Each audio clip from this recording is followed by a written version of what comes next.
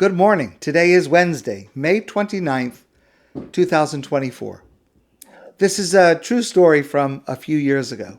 So there's a small town in Israel outside of Tel Aviv, and someone decided to open a nightclub right across the street from a Hasidische Shtibel, a very, very religious small shul.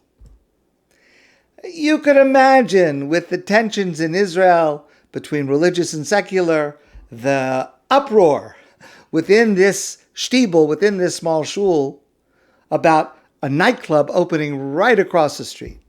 The kind of people that are going to come, and the noise, and the kind of behavior they're going to have, what it's going to do to the neighborhood.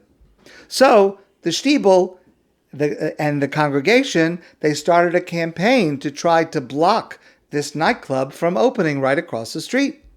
And they had petitions, and they had government lobbying, and they also had daily prayers outside in the street to pray that this place should not open. But nothing was working, and the work on building this nightclub, opening this nightclub, progressed.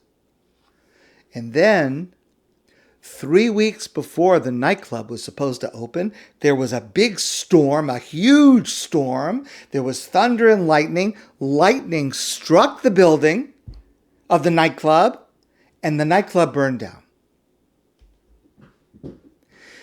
The owner of the nightclub sued the members of the shul on the grounds that the members of the shul were responsible for the fire because they had prayed for it. And since they had prayed for it and it had come about, then they were responsible for the damage that was caused.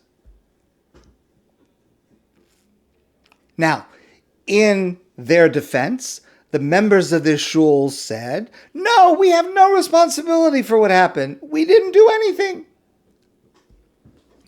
As its case made its way to court, the judge looked over the paperwork at one of the hearings, and he commented the following comment. He said, this is before the trial starts, he said, "I don't know how I'm going to decide this case, but it appears from the paperwork we have a secular Israeli nightclub owner who believes in the power of prayer, an entire congregation of a religious shul that does not believe in the power of prayer." Okay. It's kind of a humorous way to look at the conflict between religious and secular. There's a long passage in our Torah portion, the Parsha B'chukosai, that is upsetting and frightening, parts of which are an apt description of the October 7th attack on Israel. V'nigaftem lifnei oivechem, v'radu bochem sonechem. You will be defeated by your foes, and your enemies will dominate you. V'shavarti es gaon uzchem. Your aggressive pride will be broken. V'radafosam kol ola nidaf. V'nasu menusas cherev. V'naflu vein rodef. V'choshlu ish ba'achiv kimipnei cherev v'rodef oyen. V'losia lachem tekuma lifnei oivechem. Just the sound of a wind-blown leaf will put you running, and you will be scared as if running from a sword. You will fall even if no one is chasing you. You will stumble over each other. You will have no power to stand before your enemies. Rabbi Jonathan Sachs points out that there is, on the face of it, nothing positive about this nightmare scenario that is explicitly written in this week's Torah portion, and that, again, all too accurately describes what happened on October 7th. But our sages say in the Talmud an amazing thing. When the Torah says, and you will stumble over one another, meaning like you're running away and in such a panic you stumble, one stumbles on another.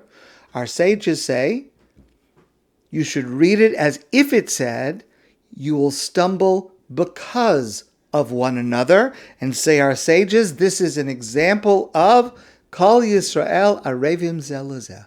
Every Jew is responsible for every single other Jew.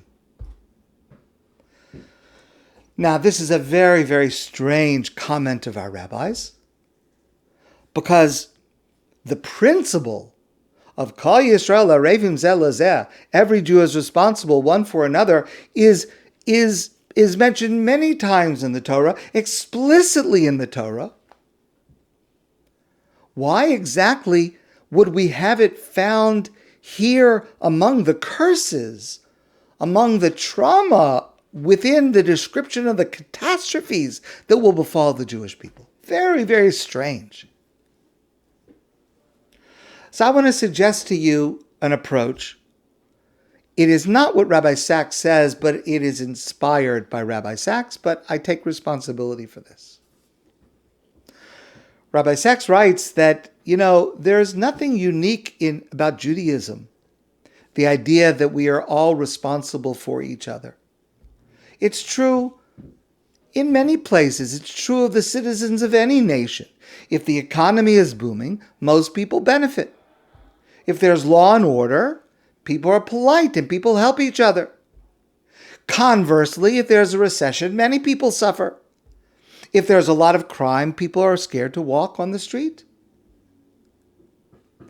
That is not unique. But here's what is unique about the Jewish people. We have a unique potential, and we are seeing it unfold today, every single day. And that is the verse that I quoted. Even in our worst hours, and I would say especially in our worst hours, Jews will always be linked to one another by the ties of mutual responsibility. Kol Yisrael Arevim Zeh Lezeh. Even, I would say, especially at the worst moments, the lowest, darkest moments. And therefore, even when falling over one another in flight from our enemies, we are still bound by mutual responsibility. We will still be a nation with a shared fate and destiny. I've quoted to you many times before the words written by Yoni Heilman, who was a reserve soldier in the IDF in Israel, originally from the United States. And he wrote a number of posts titled Diary of an IDF Soldier. And he wrote very, very openly and honestly about his experience serving on the front lines in and around Gaza for months. And he wrote about the things that he feared and the things that hurt him and the things that he worried about. And then he wrote about all of the things that inspire him. I am inspired, he wrote, by how a community can rise to the occasion and provide support for a family that is still new to it and experiencing hardship. I am inspired by how differences can be put aside during war, even if those differences remain.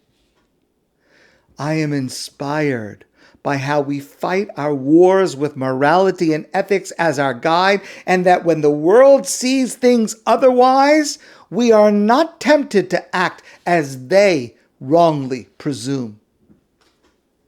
I am inspired by how we can literally rise from the ashes, the town stained in blood, buildings riddled with bullets, fields covered with mutilated bodies can recover, can bloom and flower, that a massive wave of love and humanity can transform tragedy into a new beginning. It is happening every day in Israel and around the world. While he was in Gaza, one night late at night, he wrote a letter home to his children. And the letter contains several things. I just want to quote one piece of it that relates to this passage. He wrote to his children, there is a phrase called Yisrael Arevim Zelazeh, our lesson. Every Jew is responsible one for another. He wrote to his children, I believe that is not just about the way we protect each other's physical safety. I think it's also about caring for one another's feelings. When we are at our best, you can see it everywhere. And we see this everywhere today. Older people worrying that strangers' babies aren't dressed warmly enough. Teenagers with pierced noses making cute faces at toddlers. Storekeepers calling their cousins Achi, my brother, and meaning it. So my request to you, his request to his children, is to help us be at our best. Be nice to your friends and also those who are not your friends. Kids in other classes and grades, your siblings, sometimes a smile or a how are you? Or letting something that frustrates you go instead of making an argument can make all the difference in someone's day, including your own. We are seeing today our Torah portion come alive. The koshlu ish ba'achiv. We stumbled over each other in fear and pain and loss. And at the same time, we care for each other and lift each other up. Even now, even here, we find blessing. My friends, I wish you a good day, and I look forward to seeing you soon in person.